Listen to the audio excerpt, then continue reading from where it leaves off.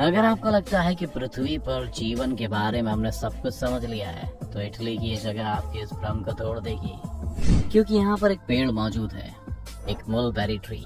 लेकिन इसके बारे में जो खास बात है वो ये है कि इस पेड़ के ऊपर एक और पेड़ उगा हुआ है, एक चेरी ट्री। ये दोनों ही अलग अलग स्पीशीज हैं।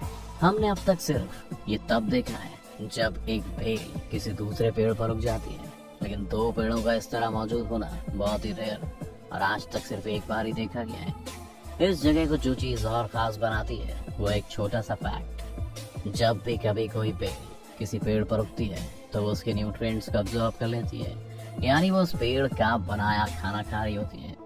हम ऐसा यहाँ हो रहा होता तो नीचे वाला पेड़ सूख जाना चाहिए था, लेकिन ऐसा नहीं है। दूसरी बात यह है कि एक पेड़ को पानी और बाकी न्यूट्रिएंट्स के लिए अपनी जड़ों को जमीन में रखना जरूरी है, वरना वो सूख जाएगा। लेकिन ऊपर वाला पेड़ भी अभी तक नहीं सूखा है। ये पेड़ साइंटिस्ट के लिए एक मिस्ट्री बना हुआ है और लोगों के लिए एक पॉपुलर टूरिस्ट डेस्टिनेशन। और अब तक सरकार ने इसके आसपास फेंस भी लगवा दिए हैं और इस पर चढ़ने पर भी रोक है, ताकि इन पेड़ों को कोई नुकसान न हो। Sun temple. जब भी आप इजिप्ट की बात करते हैं तो हमारे सामने वहाँ के बड़े बड़े पिरामिड्स की छवि आती है, और इनमें से सबसे बड़ा पिरामिड है गीजा का पिरामिड, जिसे देखने लोग दुनिया भर से आते हैं। लेकिन इस पिरामिड से सिर्फ 20 मिनट आगे ड्राइव करके आप अबू ग़राइब पहुंचते हैं, जहां कुछ और ही चौंकाने वाला मौजूद है।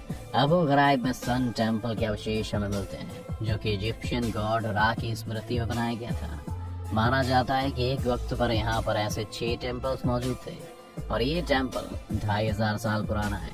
लेकिन जो बात इसे सबसे खास बनाती है वो है इसका आर्किटेक्चर। इसे जिस रेड ग्रेनाइट पत्थर से बनाया गया है उसमें बहुत ही बारीक इंजीनियरिंग का इस्तेमाल हुआ है।